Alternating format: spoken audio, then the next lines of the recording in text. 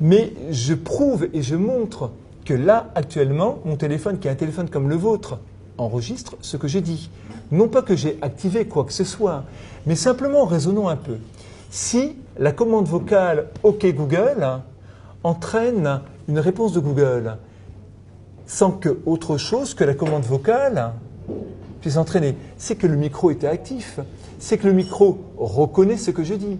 Donc vous avez dans vos téléphones, à tout moment, pas quand il est en veille, mais quand il est activé, je suis en train de réactiver, vous avez un micro qui fonctionne en permanence. Un exemple très simple avec Android, qui est le système d'exploitation qui appartient à Google. Android, comme Siri, Android permet de faire des recherches vocales. Mais je vais vous montrer quelque chose qui est vraiment étonnant. Faisons une recherche. OK Google. Recette de la tarte aux poires. Selon l'atelier des chefs, étalé en...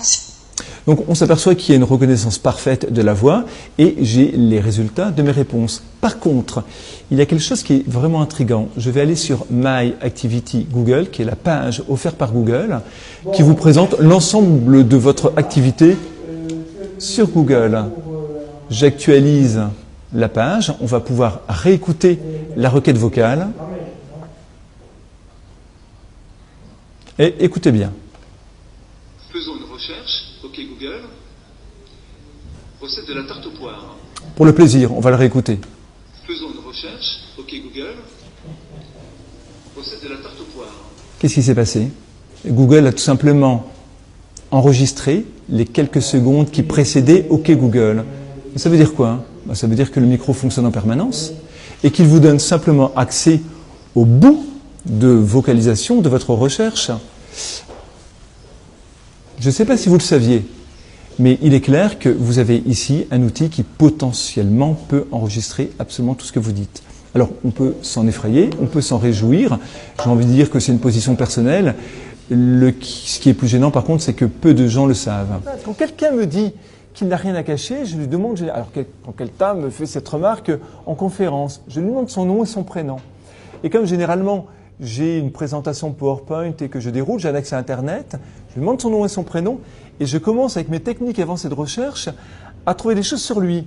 Et rapidement, il me dit « Non mais c'est bon, vous pouvez arrêter là. » D'accord? Il ne faut pas confondre « j'ai rien à cacher » avec « j'ai tout à montrer », ce qui est totalement différent. Nous sommes, nous collectivement, quelles que soient nos différences d'âge, nous sommes la dernière génération qui a connu un monde d'avant Internet. Nos enfants ne connaîtront que le monde Internet, vivront et nageront et pourront se mouvoir dans un monde qui est totalement numérisé.